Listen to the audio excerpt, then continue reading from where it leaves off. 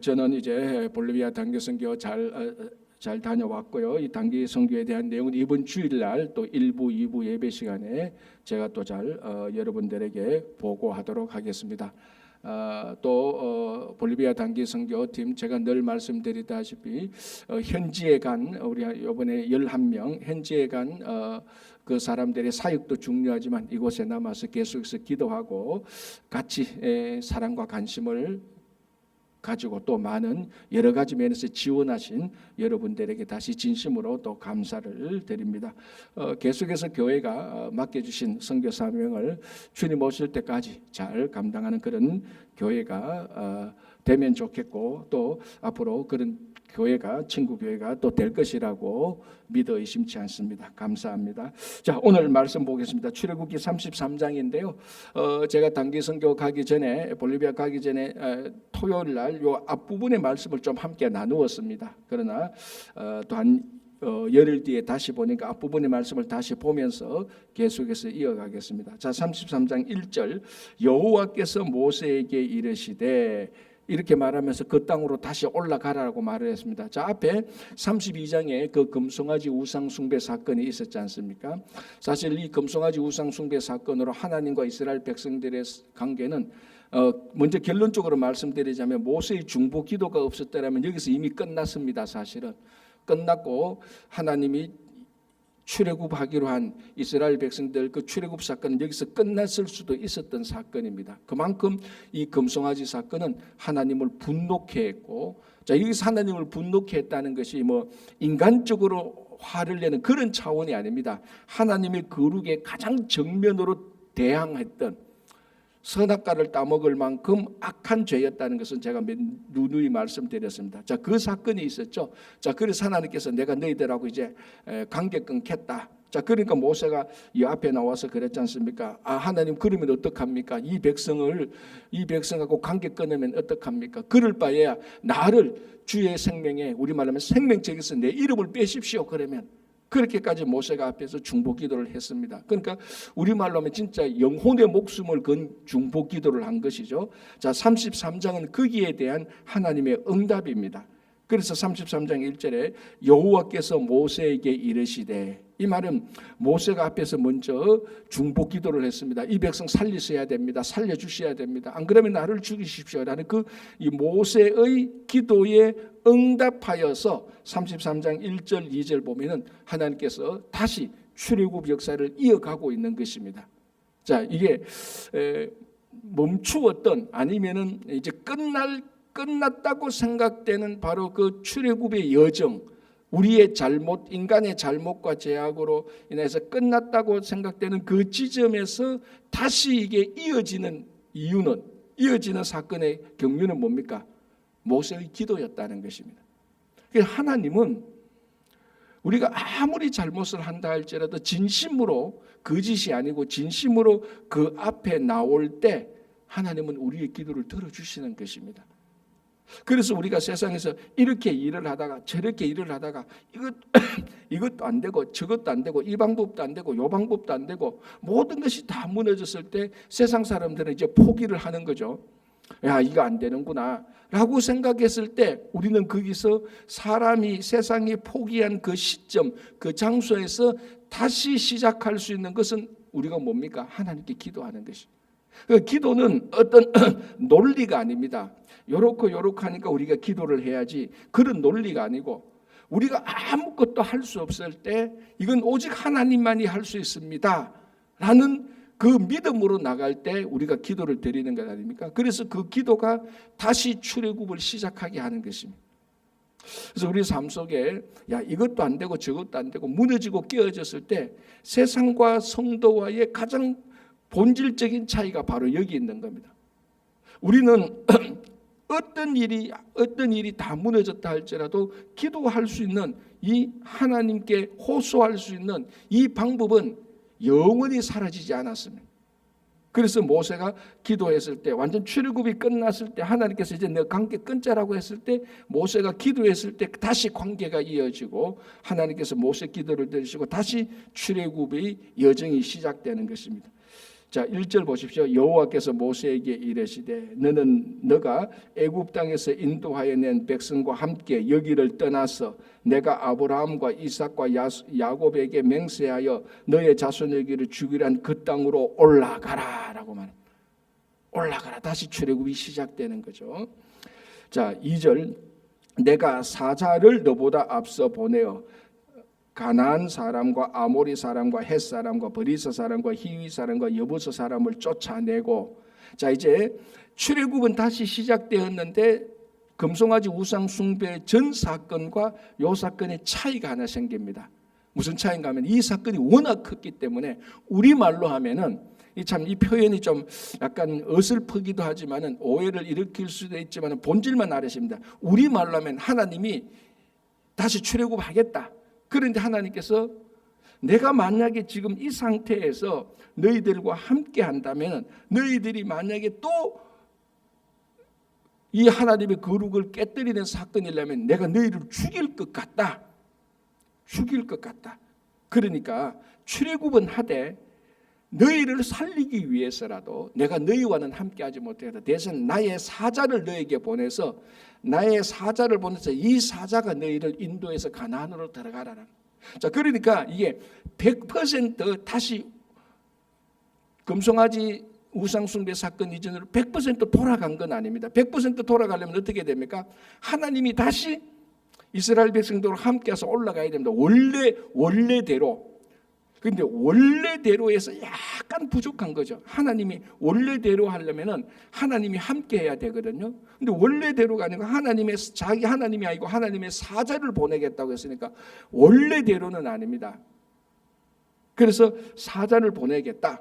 왜냐하면은 내가 너희들처럼 이 목이 곧은 백성, 이 교만한 백성 또 이와 비슷한 사건을 일으킬 때 내가 너희를 죽이지 싶다. 그래서 너희들도 살고 출애굽도 이루어지고 그래서 나는 안 가고 내 사자를 보내겠다. 이렇게 지금 뭔가 모르게 우리가 보기에 하나님이 모세의 중보 기도를 듣고 타협하는 뭔가 모르는 타협을 아직 완전히 원래대로 100% 회복되지 않은 그 모습에서 약간 어중간한 상태에서 출애굽이 시작됩니다. 그죠? 자, 3절 너희를 적과 꿀이 흐르는 땅에 이르게 하려니와 나는 너희와 함께 올라가지 아니하리니 너희는 목이 곧은 백성인즉 내가 길에서 너희를 진멸할까 염려함이니라. 그래 이스라엘 백성도 살리고 나는 안 가지만 내 사자를 보내서 출애굽도 하고 너희들도 살리고 내가 사자를 보내겠다. 이제 요 상태에서 출애굽이 다시 시작되는 약속을 받아냅니다. 자, 그러니까 이제 백성들이 정말로 자기들이 잘못한 것을 깨달았단 말이죠. 그래서 4절에 보면은 백성이 이 준엄한 말씀을 듣고 이 준엄한 말씀 다시 출애굽을 시작하겠다. 그러나 나는 너희와 함께하지 않겠다. 너희들이 목이 곧은 백성은 내가 다시 질면할까 걱정된다. 이 준엄한 말씀을 듣고 백성들이 이제 벌벌 떠난 거죠. 자, 그래서 4절에 백성이 이 준엄한 말씀을 듣고 슬퍼하며 한 사람도 자기의 몸을 단장하지 아니하며, 자, 그래서 이제 5절과 6절 보면은 이스라엘 백성들이 자기 몸에 장신구를 다 떼어냅니다. 자, 이거는 제가 단기 선교 가기 전에 이 사건이 무엇을 연상시키는가?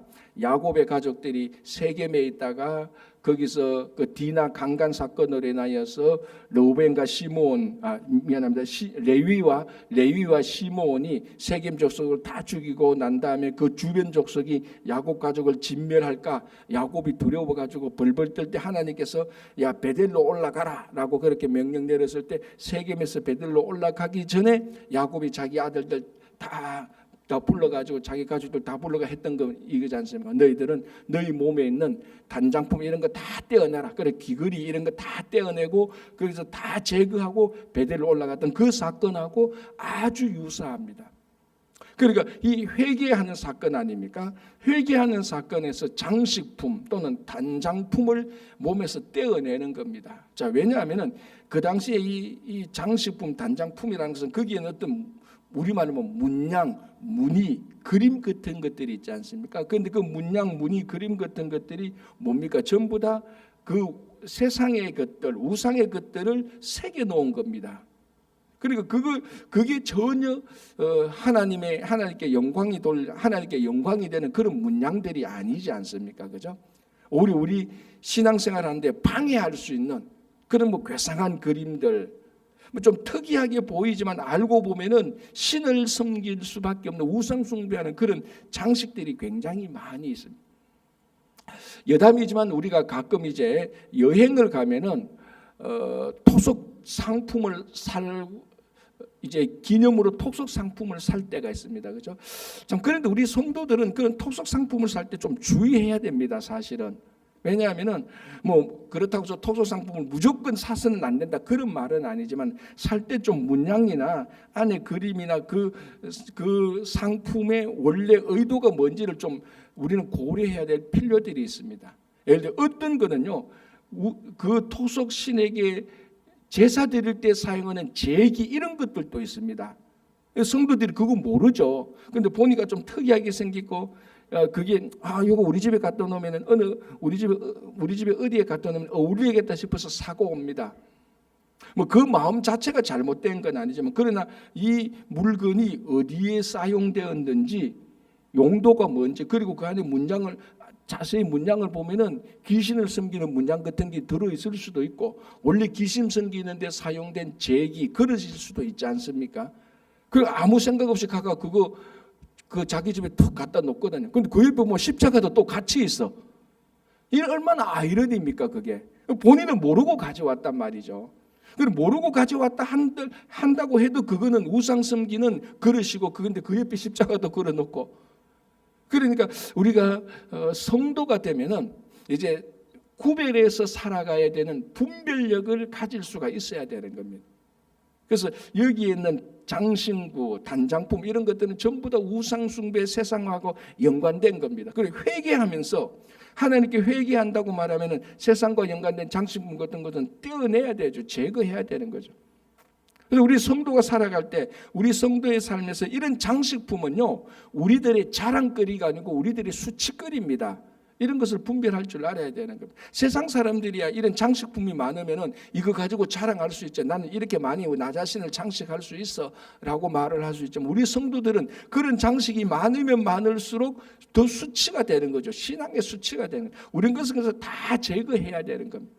그래서 그래도 이 금송아지를 섬겼던 이 백성들이 하나님의 준엄한 말씀을 듣고 마지막에 그래도 잘했던 게 이겁니다.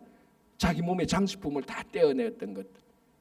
그래서 오늘 또 아직까지도 이 2025년 새해가 되고 이제 한 달이 다 지나가지 않습니까? 한 달이 다 지나갔는데도 아직까지도 우리 몸속에 세상에 자랑거리된 장식들 이런 것들 하나님 섬기는 거하고 전혀 상관없는 때로는 하나님 섬기는데 방해되는 그런 장식품을 가지고 있다면은 오늘 이 시간이라도 그걸 다 제거하는 그런 시간이 되어야 되는 겁니다. 그죠? 그래서 이제 33장 5절 6절 보면 그래도 잘했던 것이 6절이죠. 이스라엘 자손이 호렙산에서부터 그들의 장식구를 떼어내니라 라고 되어 있습니다. 오늘 이 시간이 바로 장식구를 떼어내는 호렙산의 그 시간이 되기를 바랍니다. 자, 7절 보겠습니다.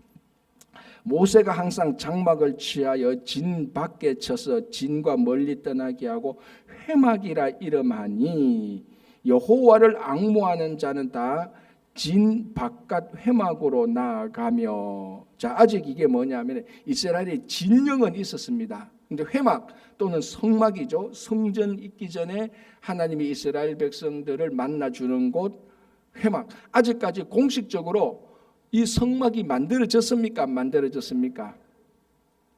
그러니까 이 출애굽기, 레위기, 민수기를 읽다 보면요, 지금 그 전체적인 흐름에서 우리가 어디 있는가 이거를 잘 알아야 되는 거예요. 자, 우리가 앞에서 출애굽기 20장부터 31장까지인가요?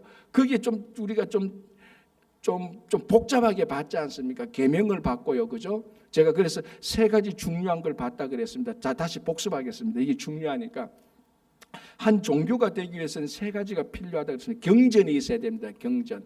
그리고 성전이 있어야 되죠. 그리고 그 신께 드리는 제사장 프리스트가 있어야 됩니다. 이게 종교의 3대 요소입니다. 성전과 경전과 제사장이 있어야 되는데 출애굽기 앞에서 그걸 다 얘기했습니다. 하나님께서 하나님을 섬길 수 있는 경전, 그 뭡니까? 율법, 십계명을 줬습니다. 이거 우리가 살펴봤죠. 그리고 성막 살펴봤지 않습니까? 성막 뭐 지성소에는 뭐 있고 성막에는 뭐 있고 때는 좀 우리가 지루했지만 살펴봤습니다. 그리고 난 뒤에 대제사장과 제사장의 복장하고 위임식 다 봤지 않습니까? 앞에서 지루하게 봤습니다. 그죠? 자, 그렇게 하나님께서 계명을, 그 모든 명령을 다 구체적으로 다 드렸습니다. 그리고 난 다음에 이제 그 계명을 받으러 올라가지 않습니까? 시내산에 올라간 그 사이에 밑에서 지금 금송아지 사건이 터져가지고 지금 우리가 본문을 보고 있습니다. 그러니까 아직까지 하나님께서 명령하신 회막 또는 장막 또는 성막은 지어졌습니까? 안 지어졌습니까? 아직 안 지어진 거예요. 그래서 이제 35장 6장 가면은 이제 막 이제 그거 짓기 시작하는 내용이 또 다시 반복되는 겁니다. 자, 그러니까 하나님께서 성막을 지으라고 명령하기 전, 그 명령을 시행하기 전 그 중간에 지금 이 사건이 터졌는데 오늘 보니까 회막이 있다라고 말을 하는 겁니다. 그러니까 이 회막은 앞으로 만들어질 회막, 장막 그것이 아니고 하나님을 만나는 장소, 그걸 말하는 것입니다. 하나님을 만나는 장소. 자, 그러면은 하나님이 꼭 회막 거기서만 만나냐? 하나님이 회막 꼭 거기만 계시냐? 아니죠. 하나님은 무속부재. 우리 이제 요즘은 이제 그런 용어를 잘 안 쓰는데 여러분들이 어릴 때 우리 장로님들이 그 기도할 때 그랬잖아요. 무속부재하신 거룩하신 하나님, 무속부재. 그게 뭔지 계속 몰랐어요. 그냥 기도할 때 이제 폼나게 기도하려고 하면 저런 말 써야 되는구나 그렇게 말았죠. 그래서 청년들도 아무 뜻도 모르고 그 기도 들어가지고 대피 기도할 때 무속부재하신 하나님, 무속부재가 뭔데요? 속하지 않은 곳이, 안 속한 곳이 없고 부재, 안 계신 곳이 없다는 겁니다. 그러니까 영어로 말하면 God is everywhere. 모든 곳에 하나님이 함께 하신다는 것입니다.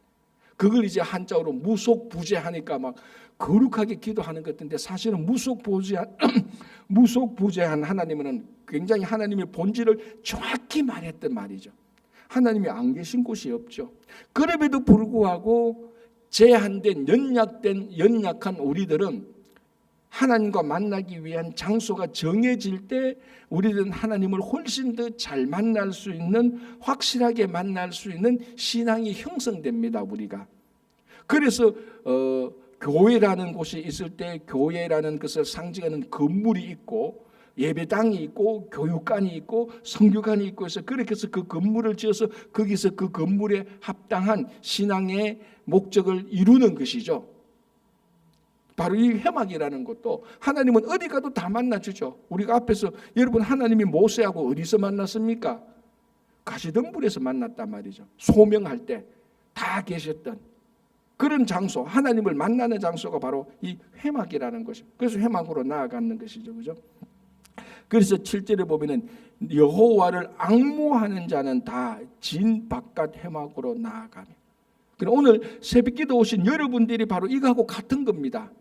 여호와를 앙모하는 사람들이 회막으로 나온 것이 여호와를 여러분들이 앙모하기 때문에 이 새벽에 친구교회라는 회막으로 나온 것이죠.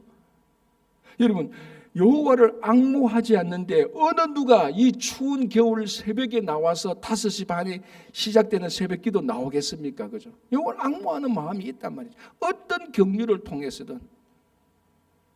그래서 오늘 이곳이 회막이 되어서 하나님께서 만나주시는 이 장소에서 오늘 또 하나님을 만나고 하루를 시작하는 그 하루가 복된 하루가 아닙니까?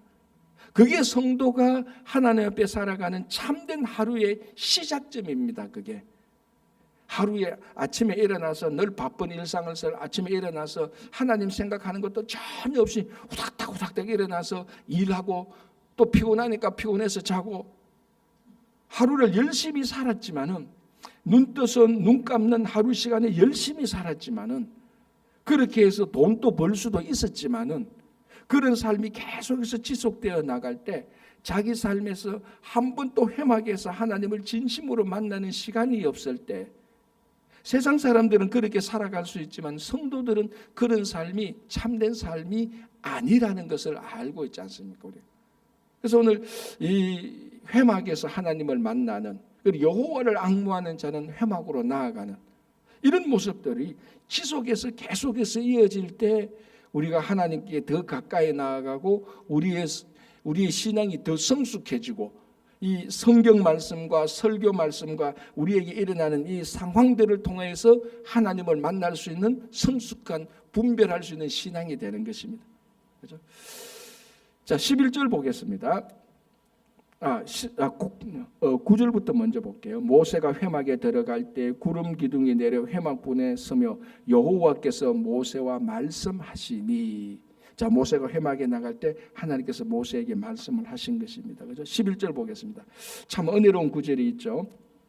사람이 자기의 친구와 이야기함 같이 여호와께서는 모세와 대면하여 말씀하시며 모세는 진으로 돌아오나 눈의 아들 젊은 수종자 여호수아는 회막을 떠나지 아니하리라. 자, 여기서 하나님이 모세와 어떻게 만났고 하나님과 모세의 관계가 어땠다는 것을 보여주죠. 하나님께서 모세와의 관계가 어땠습니까? 친구와 대면하여 말씀하신 것처럼 하나님은 모세를 만나 주셨습니다.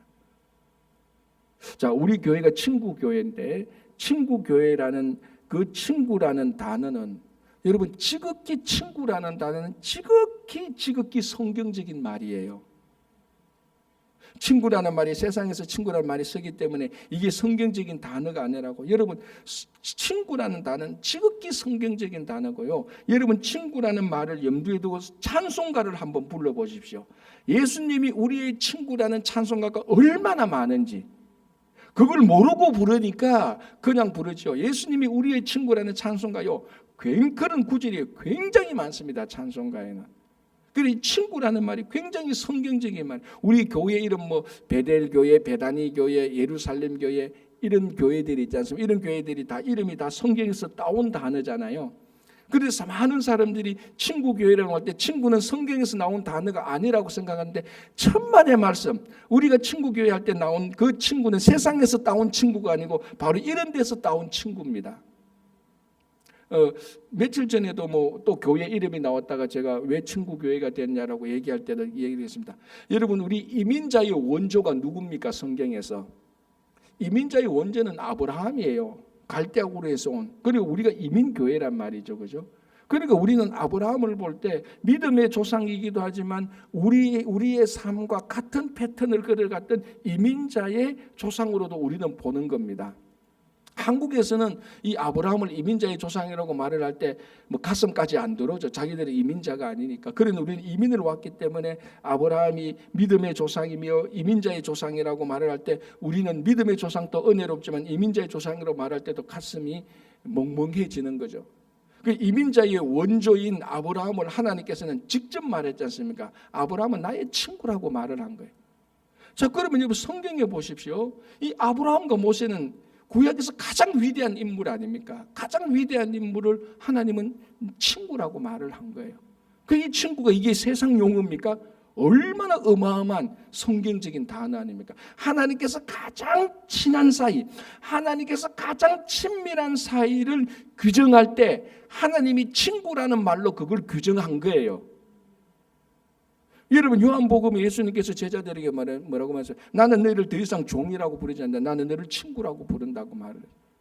이 친구라는 단어가 세상적인 단어 이전에 성경적인 단어입니다. 하나님께서 가장 친밀한 사람을, 하나님은 그런 사람들을 뭐라고 부른다고요?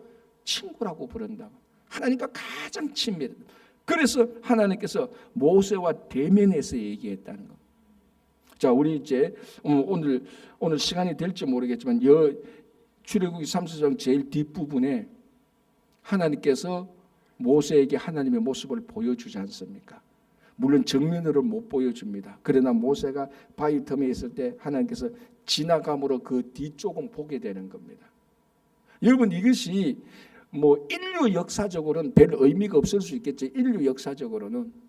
그러나 성경에서 거룩하신 하나님을 어쨌든 직접 본 사람이 모세입니다. 앞에서 이렇게 직접 본 건 아니지만은 그 지나가는 그 뒤쪽을 보게 된 것입니다. 이걸 볼 수 있는 사람이 누굽니까? 친구예요, 여러분. 친구. 10대 애들, 우리들도 여러분들도 다 소년이고 소녀였을 때 있지 않습니까? 제가 늘 얘기합니다. 부모한테는 말을 안 하래요. 비밀은 친구한테는 얘기 다 해요. 자기 자신을 낳아준 부모한테는 비밀 얘기 안 해요. 청소년들은. 그런데 자기하고 전혀 상관없었지만 친구가 딱 되면 자기 비밀 얘기 다 합니다. 왜? 가장 친하니까. 지금 모세가 그런 사람입니다. 그래서 오늘 딱 말하고 있지 않습니까? 사람이 자기의 친구와 이야기함 같이 여호와께서는 모세와 대면하여 말씀하십니다. 그럼 모세가 얼마나 하나님과 친했습니까? 자, 그래서 하나님께서는 모세의 기도를 들어주지 않을 수가 없는 거예요. 그래서 금송아지 사건으로 출애굽이 멈추었는데도 친구와 같은 모세가 기도하니까 아버지 하나님께서 그걸 듣는 겁니다. 가장 친한 친구가 목숨 걸고 요구하는데, 자, 여러분들도 그렇지 않습니까? 내 가장 친한 친구가 자기 목숨을 걸고 이거 해달라고 말했는데, 그리고 그 해달라는 게 범법 사실도 아닌데 내가 할 수 있는 것인데 안 할 사람이 누가 있겠습니까? 우리 기도가 그런 것이라고요. 예수님은 여전히 우리를 친구라고 부르는 겁니다. 이것이 하나님의 뜻을 위해서, 하나님의 나라를 위해서 목숨 걸고 기도하는데 응답되는 기도는 하나도 응답 안 되는 기도는 하나도 없습니다. 다 100% 응답되죠. 그런데 자기 욕망을 위하여서 기도하는 것은 그거는 응답이 안 되죠. 자기 욕망을 위해서. 이거는 이제 우리가 기도에 대해서 본격적으로 다룰 때 말할 수 있는 거지만, 그래서 오늘 이 33장 11절 이게 얼마나 특별히 우리 친구교회 교인들한테는 굉장히 은혜롭죠. 이 친구와 이야기함 같이 모세와 대면에게 얘기했다. 그래서 여러분 친구교회에서 와서 이야기할 때는 하나님하고 대면하고 기도하고 하나님도 우리를 대면해서 그 기도에 응답해 주시는 겁니다. 그렇죠? 자, 젊은 수종자 여호수아, 나중에 이제 모세의 후계자가 되죠. 이미 여호수아는 여기서부터 모세의 후계자가 될 수 있는 신앙의 훈련이 되고 있습니다. 이 별거 아닌 것 같은데 굉장히 중요하죠. 여호수아는 회막을 떠나지 아니했다. 자, 회막에는 누가 나왔죠? 여호와를 앙모하는 자가 나왔습니다. 하나님을 사랑하는 자가 나왔죠. 하나님을 사랑하는 여호수아는 회막을 떠나지 않습니다. 그저 회막이 좋은 겁니다. 하나님과 함께하는 그 장소가 좋은 거예요. 그냥 자기 몸에 단장품 이거 딱 달고 폼 잡는 게 좋은 게 아니고, 세상의 화려한 곳에 가서 거기서 내가 그런 곳에 가봤어 막 이렇게 하는 게 좋은 게 아니고, 그저 하나님과 함께하는 그 장소가 좋은 겁니다. 그래서 젊은 수종자 여호수아, 이미 자 여러분 기록을 할 때 오늘 이 젊은 수종자 여호수아는 회막을 떠나지 않았다, 이거 기록 안 해도 아무런 영향이 없어요. 지금 사실 초점은 뭡니까? 모세의 중보 기도로 출애굽이 다시 이어지는 것 아닙니까? 그래서 여호수아 얘기 안 해도 돼요. 그럼에도 불구하고 여호수아 얘기를 썩 끼워 넣는 건 뭡니까? 나중에 이 여호수아가 모세의 후계자가 될 건데, 이 후계자가 될 여호수아가 어떤 사람이냐? 회막을 떠나지 않았다는 거. 그래서 옛날 어른들은 이걸 글자 그대로 받아서 그럽니다. 말이지, 목사가 교회를 떠나면 안 된다고. 죽어도 교회 단상에서 죽어라, 이런 소리 저 어릴 때 들었어요. 진짜로. 그때는 제가 목사 된다고 일체 생각했던 적이 없죠. 사실 중고등학교 때 부흥회할 때 우리 어르신 목사님, 지금은 이제 다 거의 대부분 다 하늘나라 가 계신 그분들이 부흥회할 때 이렇게 했던 게 드러나요. 여러분들이 정말 좋은 성도가 되겠습니까? 여호수아를 보십시오. 회막을 떠나지 않습니다. 그런데 그때는 그게 가능했어요. 왜냐하면 많은 사람이 직업도 별로 없고 갈 데도 없었어요, 사실은. 그러니까 그저 회막에 있었던 게 좋았던 거예요. 요즘은 워낙 생활이 바뀌었기 때문에. 그럼에도 불구하고 본질은 똑같아요. 본질은 똑같아요. 신앙의 본질은 회막을 떠나지 않는 겁니다. 본질은 똑같아요. 그때 그 어르신들이 말이지 회막을 어떻게 떠날 수 있느냐고. 그 본질은 똑같고, 우리가 신앙의 본질은 회막을 떠나면 안 되는 거 아닙니까? 그죠? 자, 하나만 더 보겠습니다. 12절. 모세가 여호와께 아뢰되. 자, 모세가 또 기도하는 겁니다. 지금 여기서 우리가 놓칠 수 없는 건요, 모세가 계속 기도합니다. 언제까지 기도합니까? 33장인데 언제까지 기도합니까? 하나님이 함께 할 때까지 기도해요. 자, 지금 아까 제가 좀 얘기했죠. 지금 하나님이 함께 합니까 안 합니까? 난 안 하겠다. 내 사자를 보내겠다 그랬습니다. 근데 모세는 그게 기분이 안 좋아요. 하나님이 사자를 보내는 게 아니고 하나님이 직접 함께 하셔야지. 그게 모세가 지금 안 되니까 또 모세가 또 기도하는 거예요. 자, 보십시오. 모세가 여호와께 아뢰되 보시옵소서. 보시옵소서. 이 말 중요합니다. 주께서 내게 이 백성을 인도하여 올라가라 하시면서 나와 함께 보낼 자를 내게 지시하지 아니하시나이다. 주께서 전에 말씀하시기를 나는 이름으로도 너를 알고 너를 내 앞에 내 은총을 입었다 하셨사온즉 내가 참으로 주의 목전에 은총을 입었사오면 원하건대 주의 길을 내게 보이사 내게 주를 알리시고 나로 주의 목전에 은총을 입게 하시며 이 족속을 주의 백성으로 여기소서. 14절 여호와께서 이르시되 내가 친히 가리라라고 말합니다. 결국 모세는 이걸 받아냈어요. 하나님께. 하나님께서는 안 간다. 내 사자를 보내겠다. 모세는 그게 마음에 안 든 겁니다. 아니, 사자를 보내는 게 하나님께서 우리와 함께 가셨어요. 자, 여기 이제 뭐 우리가 한 구절 한 구절 출석할 수 있겠지만 본질은 뭡니까? 처음에 하나님이 모세를 부르실 때 하나님께서 모세에게 약속하신 것이 뭔 줄 압니까? 뭐라고 약속했습니까? 자, 출애굽기 3장 12절 보시기 바랍니다. 앞에 여러분 한번 찾아보시기 바랍니다. 출애굽기 3장 12절. 여러분 모세가 계속해서 안 간다 그랬잖아요. 가시덤불에서 하나님이 모세 불렀을 때 나는 이래서 안 되고 저래서 안 되고 그러니까 뭐 마지막에 하나님께서 화까지 내셨잖아요. 그죠? 자, 3장 12절 다 같이 한번 우리 봉독학과의 3장 12절 하나님께서 처음 모세를 불러서 출애굽하라라고 말했을 때 하나님께서 이 약속을 모세에게 철석같이 하셨어요. 자, 3장 12절 시작. 하나님이 이르시되 내가 반드시 너와 함께 있으리라. 내가 그 백성을 애굽에서 인도하여 낸 후에 너희가 이 산에서 하나님을 섬기리니 이것이 내가 너를 보낸 증거니라. 하나님 분명히 약속했어요. 내가 반드시 너와 함께 하겠다 그랬어요. 모세하고 함께 하겠다. 자, 그런데 금송아지 사건이 일어나서 하나님은 함께 안 해요. 사자를 보내겠다 말하는. 그러니까 12절, 13절, 14절은 모세가 그걸 하나님께 어떤 의미로 항의하는 겁니다. 자, 이 항의하는 게 좀 이상한데 의미는 알겠죠. 하나님 나를 부르실 때 하나님 반드시 함께 하신다고 했잖아요. 그런데 왜 함께 안 하고 사자를 보내십니까?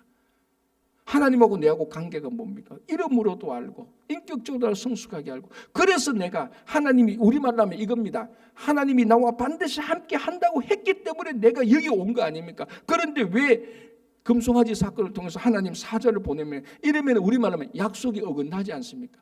하나님 우리와 함께 하셔야 됩니다. 이걸 지금 계속해서 끈질기게 기도하는 겁니다.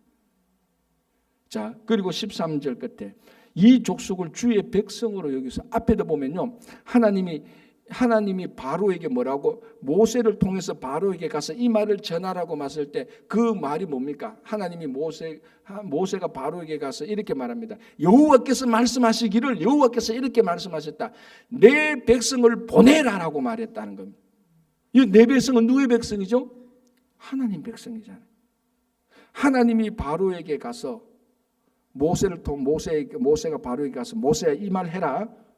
그대로 직접 인용해라. 여호와께서 이렇게 말씀하셨다. 내 백성을 보내라고 말했죠. 그건 모세의 백성이 아니고 하나님의 백성이죠.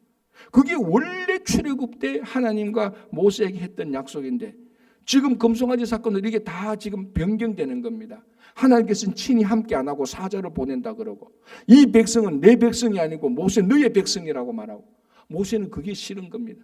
하나님 이 백성이 왜 나의 백성입니까? 하나님 주의 백성이 아닙니까? 원래 그랬지 않습니까? 하나님 반드시 나와 함께 하겠다고 했지 않습니까? 그런데 왜 사자를 보냅니까? 지금은 그거 항의하는 거예요. 여러분, 우리가 기도할 때 이런 항의는 할 줄 알아야 돼요. 목사님 하나님께 항의하는 기도, 이런 기도는 항의해야 돼요. 자, 소돔과 고모라 때 보십시오. 하나님께 소돔 고모라 칠 때 아브라함이 뭐라고 말했습니까? 항의했지 않습니까? 뭐라고 항의했습니까? 기억납니까? 하나님, 악인과 함께 의인도 멸하시려고 합니까? 항의한 거예요. 하나님, 소돔과 고모라에 의인이 있다면 어떻게 하시겠습니까? 하나님은 의로운 하나님 아닙니까? 그런데 불의한 자와 의로운 자를 함께 멸하시랬습니까? 하나님 그렇게 하시면 안 되지 않습니까? 항의한 거예요. 그래서 하나님께서 그 항의를 받는 거예요. 여러분, 이런 거룩한 항의는 하나님께서 들으시는 기도예요.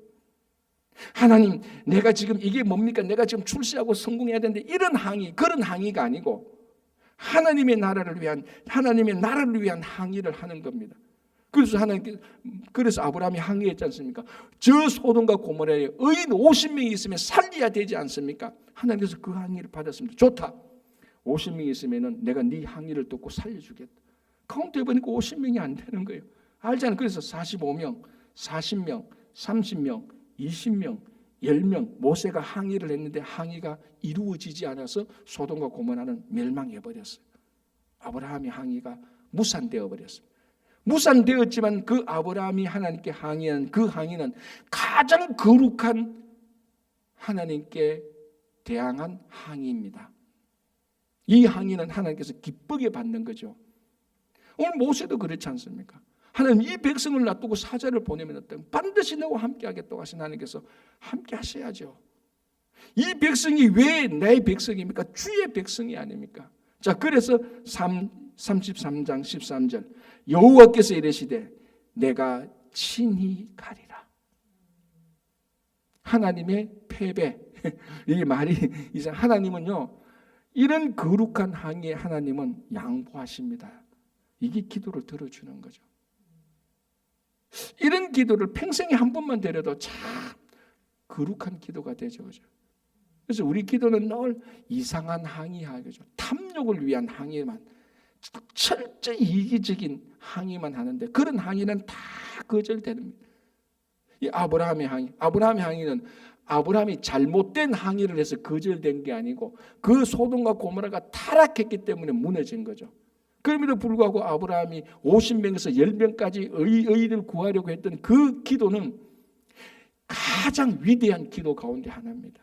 이 모세도 가장 위대한 기도 가운데 하나죠. 그래서 오늘 우리가 이 새벽에 나와서 기도할 때 여러분들의 기도가 국가를 위한 기도인지 국가를 위한 기도이든지 나를 위한 나 자신에 관한 신변에 관한 기도이든지 간에 그 본질은 하나님의 나라를 위한 기도여야 되는 것입니다. 그때 하나님께서는 그 기도를 다 들어주시는 것이죠. 그래서 14절에 내가 친히 가리라. 다시 원상복귀시킨 겁니다. 모세의 기도로. 우리가 이런 기도를 드리면서 살아가는 성도들이 되시기를 바랍니다. 오늘 여기까지만 하고 내일부터 다시 또 33장 후반부 34장 같이 보겠습니다. 여러분의 기도가 정말로 매일매일 성숙한 그런 기도가 되기를 간절히 바랍니다.